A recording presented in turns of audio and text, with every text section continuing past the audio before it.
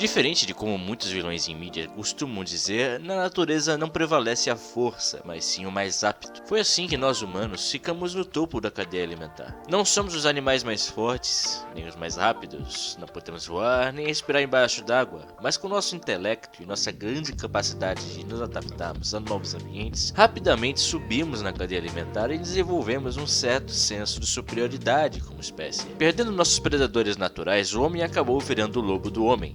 Assassinatos, genocídios e guerras são o resultado disso. A Segunda Guerra Mundial foi particularmente assustadora, pois foi nela que foram inventadas as temidas bombas nucleares, que foram testadas nas cidades de Hiroshima e Nagasaki no Japão. Essa foi a última vez que essas armas foram usadas em um país, mas foi o suficiente para que era um medo mundial com relação a essas bombas. Para ter uma ideia, a quantidade de urânio que fissionou dessas bombas foi de 0,7 gramas, ou seja, o equivalente a uma nota de R$ 50 foi o suficiente para matar mais de 70 mil pessoas. Testes continuaram, com as bombas se tornando cada vez mais fortes e efetivas. Muitos desses testes eram feitos em lugares mais afastados, onde menos pessoas seriam afetadas, mas eles ainda afetariam a vida de outros animais. E foram nas Ilhas Marshall, mais especificamente em Atol de Bikini, que ele foi criado.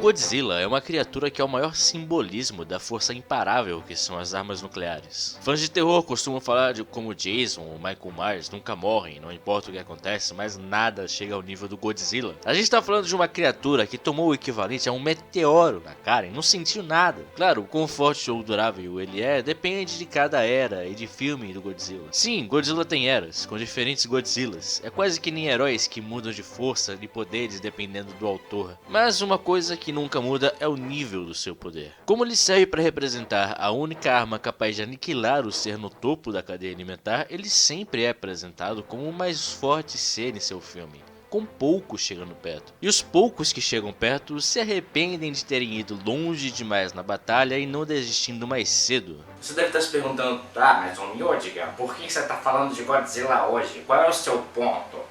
O meu ponto é só contar minha experiência e talvez tentar ajudar alguém que também queira começar a assistir os filmes dessa franquia, mas não sabe se vai gostar ou não sabe por onde começar, nem sabe quantos filmes tem. Pode ficar bem confuso porque tem várias eras do Godzilla, então junta aqui comigo presta atenção e vamos explicar cada era do Godzilla. Primeiro nós temos a era Showa, onde a maioria dos monstros tiveram sua primeira introdução. King Ghidorah, Mothra, Rodan, Gigan, Megalon, Mechagodzilla e outros menos conhecidos são exemplos dos oponentes do Godzilla nessa era. São contabilizados 16 filmes. Passamos então para a era Heisei, onde temos novos monstros sendo introduzidos como Biollante, Space Godzilla e Destoroyah, e também são reintroduzidos os clássicos monstros da era anterior, que irão seguir em frente nas próximas eras. São contabilizados 7 filmes. A próxima é a Era Millennium, que não teve muitos monstros novos, mas tiveram reintroduções de monstros menos conhecidos como Ebirah, e novas formas de monstros já estabelecidos como o Kaiser Ghidorah.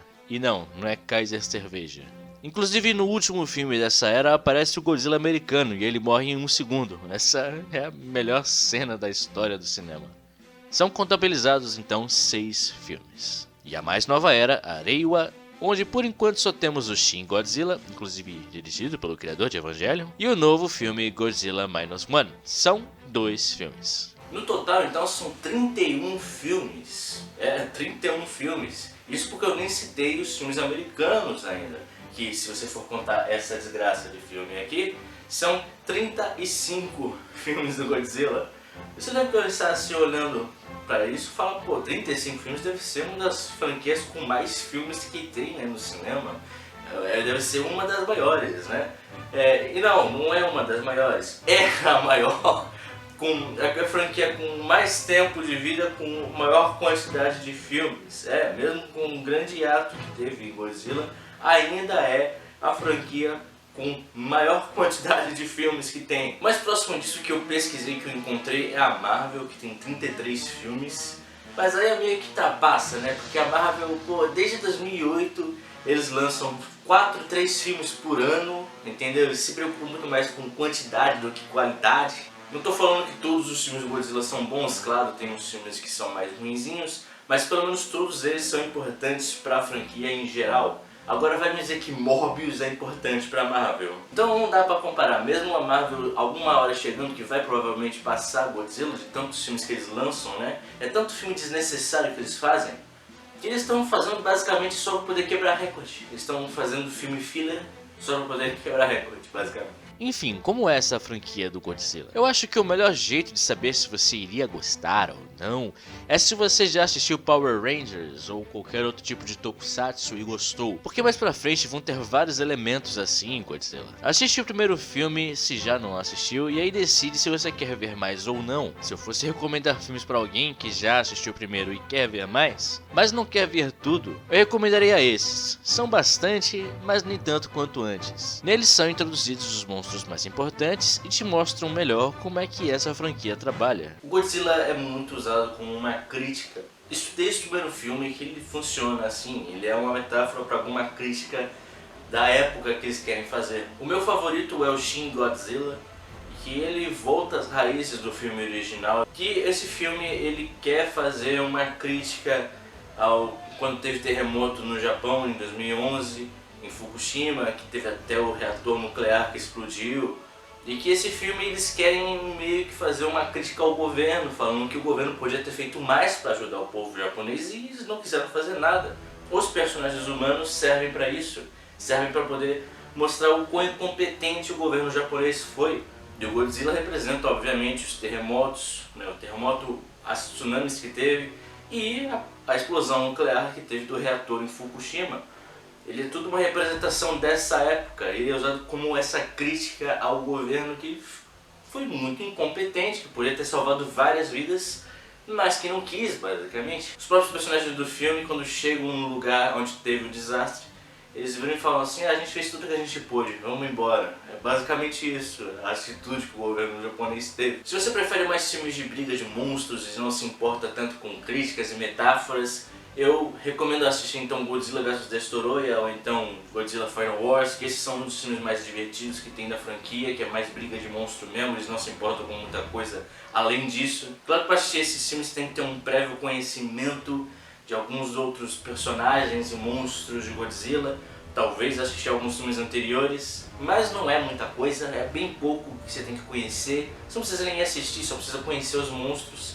E aí você consegue assistir de boa. Uma coisa que também é muito importante dos filmes não é só o quão forte e imparável o Godzilla é, porque tem o fator humano nele. Que nem eu falei, Godzilla simboliza uma bomba que destruiu 2 cidades, mas que se reergueram melhor do que antes. Essa franquia representa a vontade humana de continuar crescendo e ir pra frente mesmo nas piores das situações.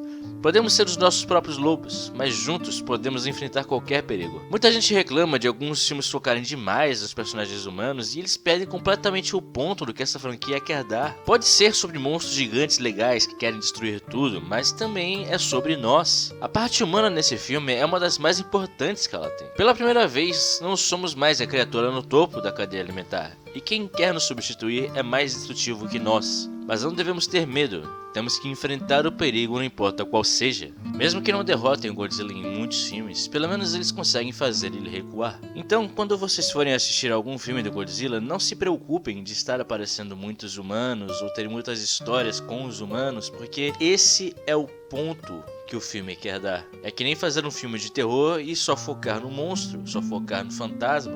Não faz sentido, não é? Você tem que ter paciência algumas vezes para assistir essa franquia, mas que no final, se você gostou, vai valer muito a pena, porque isso é Godzilla.